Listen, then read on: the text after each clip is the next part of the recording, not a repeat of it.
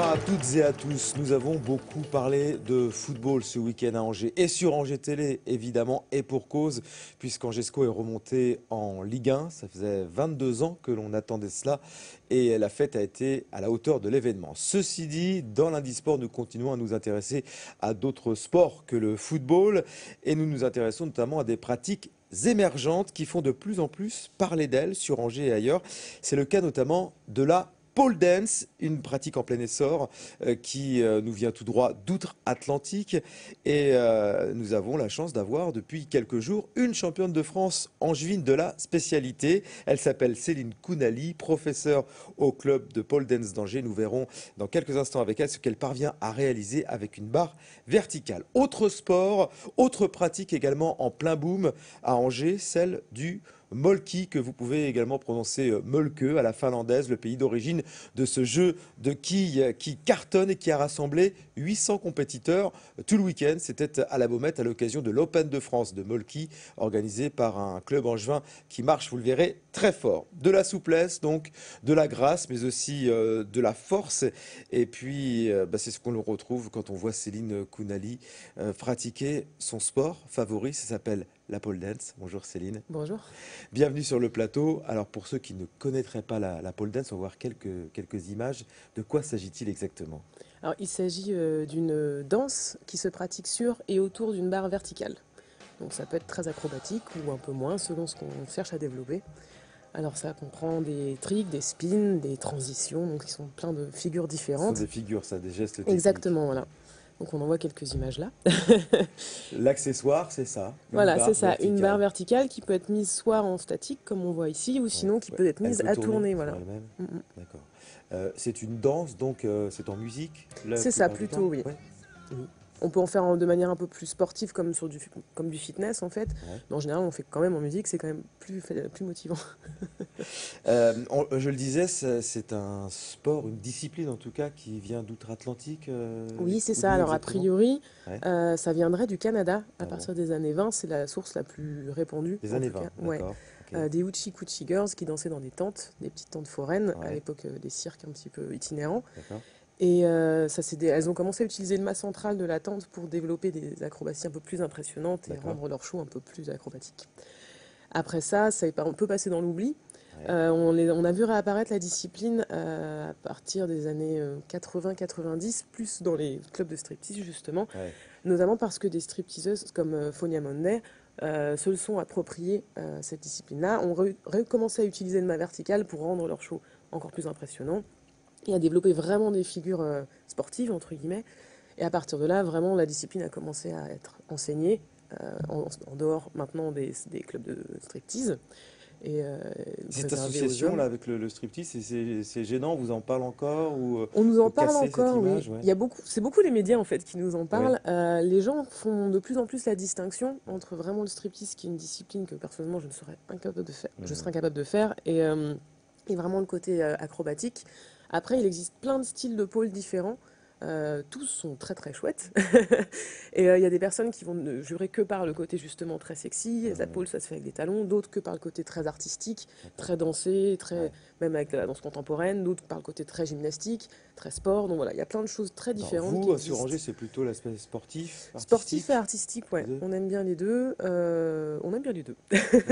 Et ça se développe, on le disait, vraiment très fort, notamment sur Angers. Depuis quand exactement? Alors l'école existe depuis 2012, depuis le début d'année 2012, et effectivement, oui, ça se développe pas mal. On a plus d'une centaine d'abonnés maintenant, donc ça marche très bien. Les Angevines aiment beaucoup ça.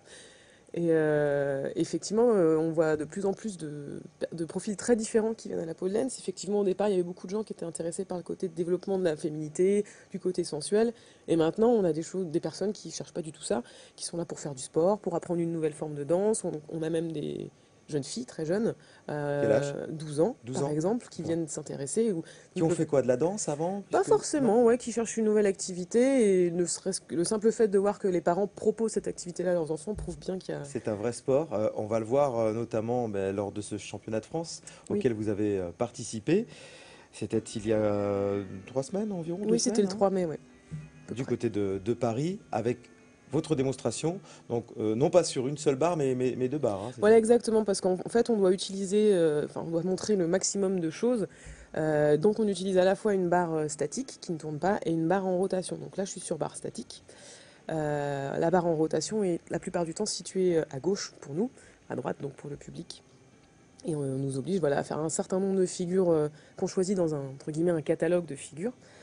Avec des obligations de faire plusieurs catégories de figures différentes. Alors Donc des ça, là, figures en ce que vous force, faites là, comme celle-ci. moi je suis incapable de faire ça.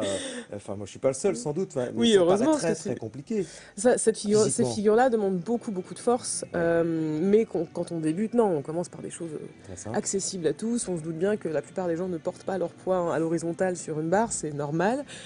Parce que là, vous faites ça, mais sans forcer, quoi. Ça paraît tellement. Il y a c'est- des semaines de Il y a des travail heures et des derrière heures de et des boulot. heures, voilà, Ah, ça me exactement. rassure. Oui, heureusement, sinon on serait beaucoup plus que 10 dans notre catégorie.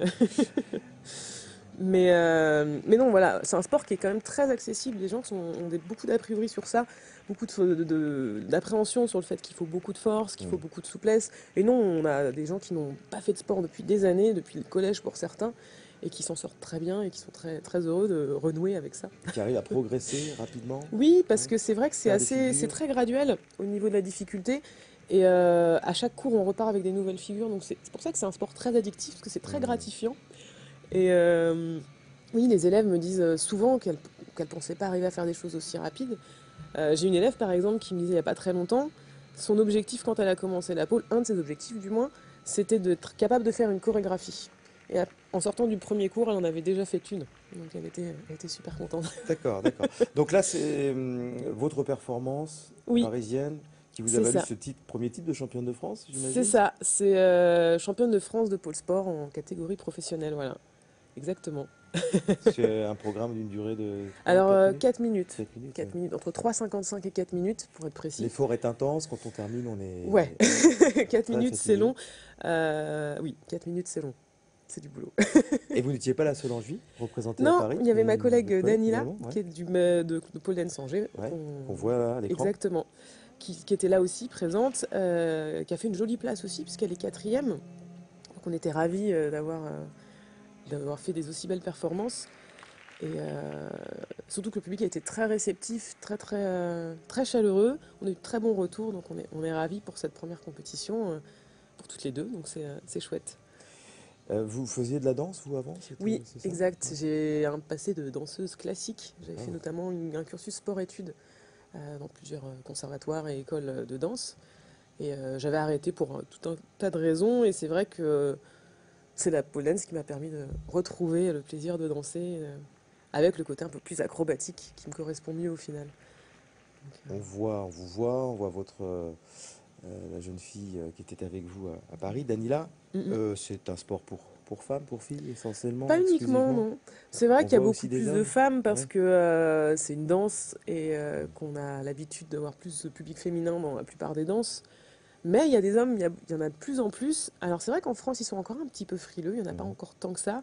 Mais je pense à d'autres pays comme aux États-Unis ou même en Russie, il y en a beaucoup de pôleurs russes qui sont très forts et qui développent vraiment un style très acrobatique, Ouais. très hardcore, comme ils aiment dire. Donc c'est vrai que c'est différent de ce qu'on voit. C'est différent. C'est une discipline qui pourrait devenir un jour une discipline sportive olympique ou C'est en discussion, c'est en vrai? tout cas. Ouais, ça fait plusieurs années que le projet est en cours et a priori, ce sera en bonne voie. Je ne prédis rien, mais voilà, on Ouais. entend des rumeurs, on ne sait pas, on verra. Donc ce serait effectivement une vraie reconnaissance sportive, en tout cas, de la discipline. De la discipline. Un vrai sport qui se pratique sur Angers. Vous êtes dans la catégorie professionnelle, catégorie amateur. C'est quoi la différence? Alors ça va être au niveau des figures imposées qu'on peut mettre Mhm. dans la chorégraphie. Il y a des limitations. En fait, les figures sont graduées par un nombre de points. Elles valent chacune un nombre de points D'accord. qui vont de 0,2 à 1. Donc quand on dit 1, les gens se disent bon, en fait c'est le maximum, donc pour nous c'est waouh. Et quand on est en amateur, si je me souviens bien, on peut aller jusqu'à des figures qui vont jusqu'à 0,5. Pour le niveau professionnel, on a le droit à des figures entre 0,4 et 0,8. Et après, il y a le niveau élite qui a le droit entre Alors, niveau élite, 0,5 voilà, et 1. avec un championnat du monde, je crois que vous n'en Euh, êtes pas très loin. Hein? Alors j'espère pour l'année prochaine, Ouais. j'aimerais bien. Après, c'est vrai que on verra ce que ça donne. Il faut refaire une sélection l'année prochaine. Et, C'est un entraînement quotidien pour vous? non, pas Non? quotidien, parce que je donne des cours, donc Ouais. jusqu'à 16 heures par semaine. Pour la préparation, j'étais entre 3 et 4 entraînements par semaine, en plus donc des cours. Euh, Et là, du coup, j'essaye de garder ce rythme-là pour préparer d'autres compétitions, pour se donner des objectifs. Et c'est vrai que ça fait des progressions qui sont beaucoup plus importantes. Donc ça, que c'est pareil, comme pour les débutantes, c'est très gratifiant de voir les progrès. Donc ça donne envie de continuer. On n'a qu'une envie quand on arrête, c'est de repartir sur autre chose. Où est-ce qu'on vous trouve sur Angers si on a donné l'envie à quelques jeunes filles ou quelques jeunes garçons peut-être de vous Avec plaisir, rejoindre? oui. Alors, on nous trouve rue de l'Age, Oui, euh, derrière la le, le- gare. voilà, près de la Derrière la gare, près de la gare. place de la Visitation. Oui. Toutes les infos sont sur le site internet de toute façon s'il y a besoin, www.poledensangers.fr, tout attaché. Donc on a des cours toute la semaine, du lundi au dimanche, pardon. Et il est possible de s'inscrire toute l'année. Donc même Et encore maintenant, on peut débuter, il n'y a pas de problème. c'est un sport qui est assez peu onéreux Alors c'est en le termes premier d'équipement. cours. On n'a pas Alors besoin de grand-chose. non, c'est vrai. Au départ, parce qu'après, en général, les élèves veulent acheter leur barre. Mais le premier cours est à 20 euros, après on est à 25. Après, il existe différents types d'abonnements. Mais c'est vrai qu'en termes d'équipement, une Ouais. brassière et un short, Ouais. et puis c'est Par contre, on parti. ne peut pas s'entraîner à domicile. C'est compliqué Sauf si d'avoir une barre chez soi. on... Non, pas forcément. C'est Non? assez simple si on a un vrai plafond. C'est souvent le problème. Mais sinon, c'est très simple à installer en 10 minutes. Une barre, c'est monté et puis on peut y aller. Il y a des portes ouvertes bientôt? Oui, exactement. On a des portes ouvertes le 27 et 28 juin, pardon. Pour l'instant, ce sera de 10 heures à 17 heures le 27 et de 16 à 18 le 28. Donc ce sera l'occasion de nous rencontrer, de voir des petites démonstrations, de se renseigner, prendre des infos pour l'année prochaine. Voilà. Bon, moi qui vous ai vu à l'œuvre de près, je vous avoue que c'est très très spectaculaire, c'est un vrai sport et vous êtes très fatigué, très essoufflé une fois que vous avez terminé Oui, c'est vrai. Ça dépend de vos la durée et de démonstrations. ce Ouais. qu'on prépare dans la chorégraphie, mais sinon, oui, Et c'est ça, très ça peut très être gracieux. fatigant. Voilà, c'est un sport dont on a déjà parlé sur Angers Télé dans un Parole d'Assaut. Et là, l'occasion, bien sûr, de vous avoir ici parce que vous êtes championne de France. Encore bravo à vous. Merci.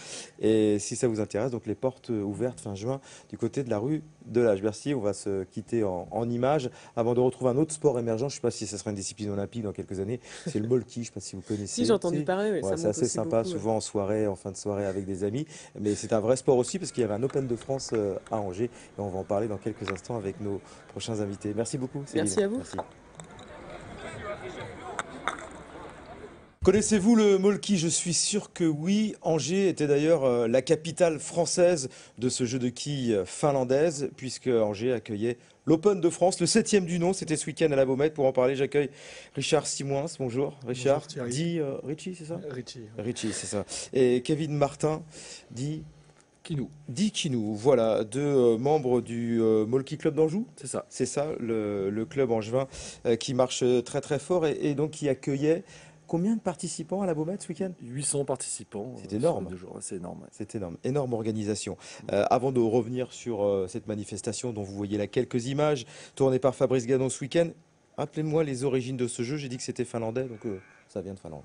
Exact. Voilà, c'est ça. Une petite ville au-dessus d'Helsinki qui s'appelle Lahti. Ouais. Et Lahti, oui, prononcé Oui, en Lahti en finlandais. français, Lahti en Oui, finlandais. voilà. Comme on dit Molki en français et on dit Mölk. Molke. Molke, d'accord. En finlandais. En Ouais. finlandais. Moi, je fais tout en français.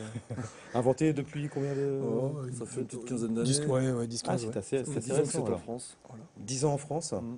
ça cartonne. Ah, ça cartonne. Ouais. Incroyable. Ah, puis de manière exponentielle. Hein. C'est Ouais. vraiment, j'ai l'impression, d'année en année. C'est pour ça On a- que je disais qui ne connaît pas le Mulky. Mm. Alors, il y en a certainement encore quelques-uns, mais assez peu nombreux en Mm. fait.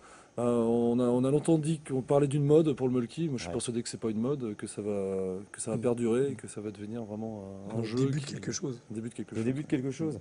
Pourquoi ça plaît tant, d'après vous? Rappelez-nous peut-être les règles. Déjà, on va revoir un petit peu les images. C'est finalement assez simple, mais très ludique. C'est oui, à la fois assez simple à porter de tous, puisque le bâton en lui-même, il est pas très lourd, c'est Mhm. 200-300 grammes. Et puis il y a des quilles en bois numérotées de 1 à 12 et on doit Ça. atteindre un score à 50 points. Voilà. En cumulant, en fonction des règles, si on fait tomber une quille, on marque le nombre de points qui est sur la quille. Qui Si on en s'inscrit fait sur la plusieurs, on compte du moins le nombre de quilles qui sont Ils sont tombées. tombés. Donc il y a à la fois un côté stratégique pour compter, et ça plaît aussi aux enfants qui commencent voilà, à être en âge de... Il y avait de tout jeunes joueurs d'ailleurs. Ah ouais. Tout à fait, oui. à l'Open. Ouais. Alors, on ne saurait pas dire l'âge du plus Le jeune. plus jeune, ouais. Erwan, il doit avoir peut-être. Je sais pas, enfin, bon, je sais pas. Mais à mon avis, il devait y avoir des enfants, oui, de peut-être 7-8 ans. Ça peut commencer à Alors, 7-8 ans. il y a de la stratégie, évidemment, parce que quand on arrive tout près de 50, faut surtout pas aller au-delà, Mm. parce qu'on redescend à 25. Exact. Voilà, c'est ça.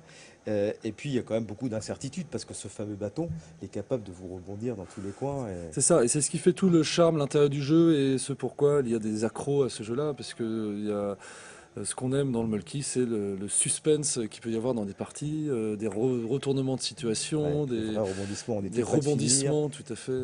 Comment? On est tout près de finir, on rate la quille, ça relance Et puis l'adversaire défend, du coup Ouais. on ne peut pas terminer comme on avait prévu parce que la quille qu'on voulait viser elle se retrouve très loin.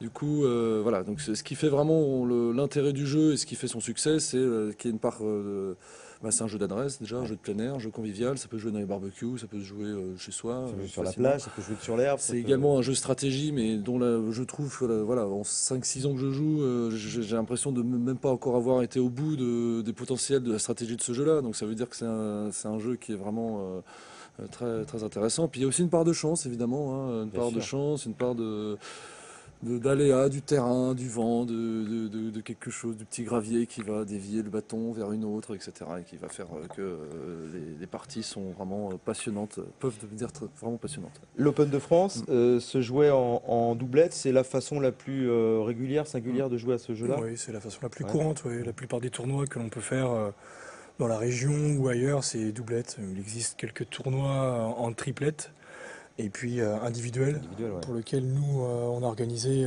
l'année dernière le tournoi, le master, on va dire, individuel, qui a été remporté par Romain du club. Et c'est Philippe qui a fait troisième, il me semble. Mm. Voilà. Ah oui, il y a un très bon club à Angers, on va revenir sur vos performances évidemment. Je reviens sur l'Open de France, donc 800 participants. Open de France, donc ça venait de partout et même d'au-delà des frontières. Ah, ça venait de toute la France, donc du Calais, Metz, Marseille, Bordeaux, Toulouse, Brest. les Landes, Brest, voilà, je fais le tour, dans le centre également, mais aussi on avait un certain nombre d'équipes belges, je dirais une vingtaine d'équipes belges qui sont venues donc, de Namur principalement, mais aussi de Bruxelles. On a également des équipes venant de Finlande, de Russie, d'Allemagne et d'Algérie.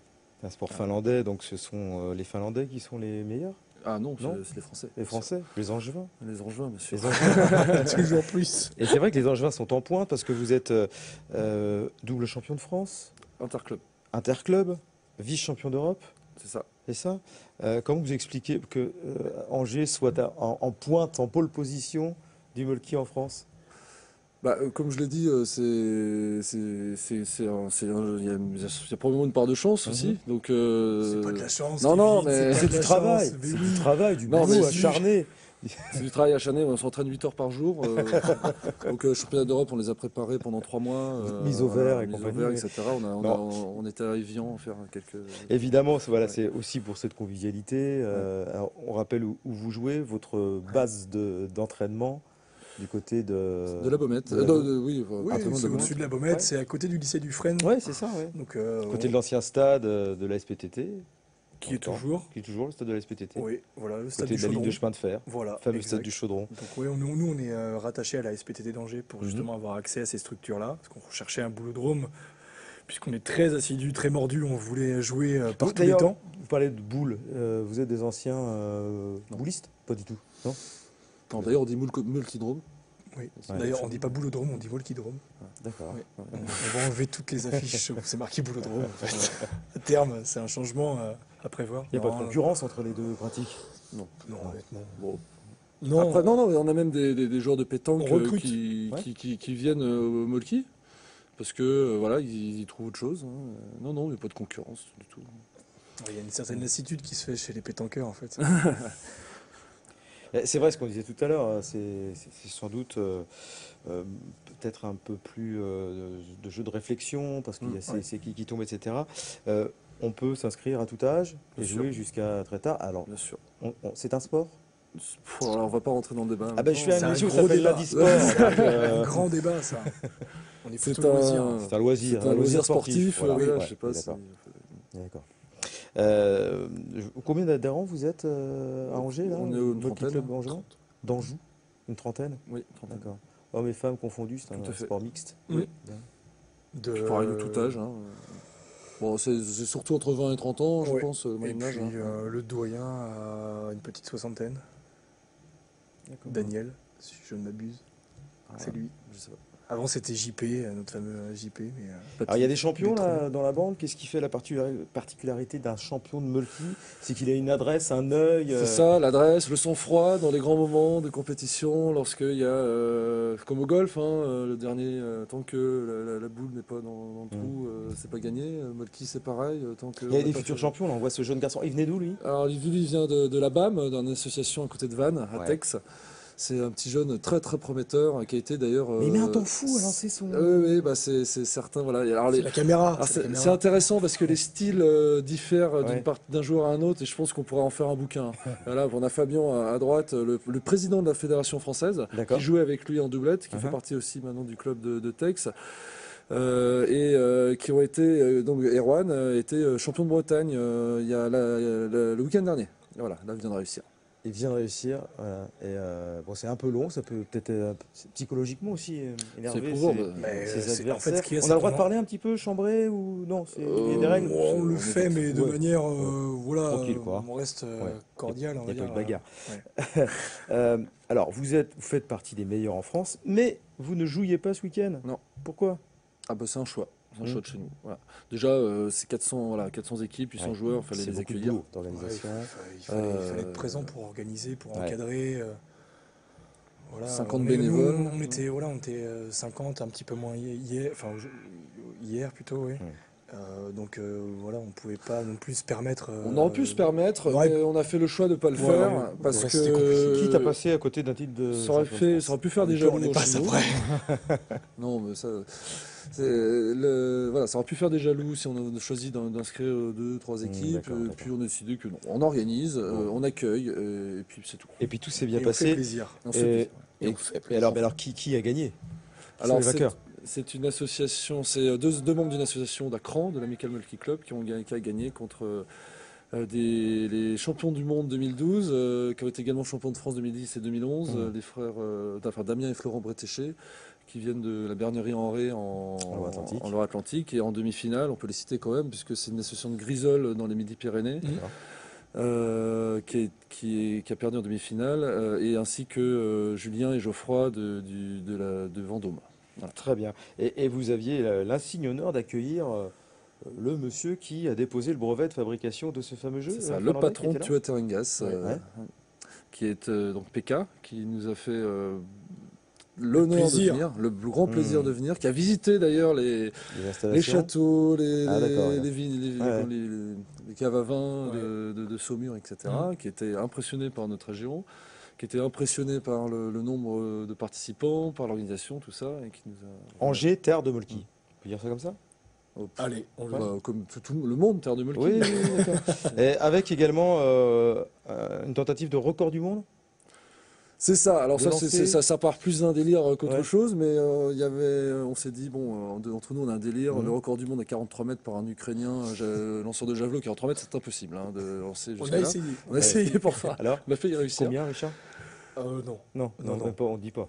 Enfin, si, enfin, 15 on va mètres. dire, Ah. nous, on 23 arrive. mètres. 23. Hein Enfin, nous, on a essayé. Enfin, Ouais. on a essayé, mais on devient de plus en plus imprécis D'accord. vu la distance, quoi. Donc là, c'est-à-dire touché, hein? Ah oui, Touché, C'est-à-dire l'équipe touché, touchée, bien et là, sûr. donc 23 mètres. Ouais. Donc là, c'est un Belge, Pas mal. Michel, qui vient de notre association jumelée des Joe Dimulki de Namur. D'accord. Michel qui a remporté ce concours du record du monde, qui a établi le record du Magnifique. monde à 23 mètres. Il y avait une Superbe. centaine de personnes samedi soir. Ouais, qui C'était, ambiance dans de une folie. ambiance exceptionnelle. Bravo en tout cas, messieurs, pour l'organisation de cet Open de France. Puis bravo pour ce que vous faites. Si on veut vous rejoindre, donc on l'a bien compris, du côté du Chaudron, vous accueillez encore du monde. Voilà. Le Pas de mercredi souci. soir. Le mercredi soir. Le mercredi Tous les soir. mercredis, c'est Molki. On a un site internet. On est présent sur les réseaux sociaux. Bon, très bien. Sachez-le, mercredi, c'est Molki à Angers. Merci beaucoup. Plaisir. Messieurs, voilà, on vous a fait découvrir deux disciplines émergentes, la pole dance.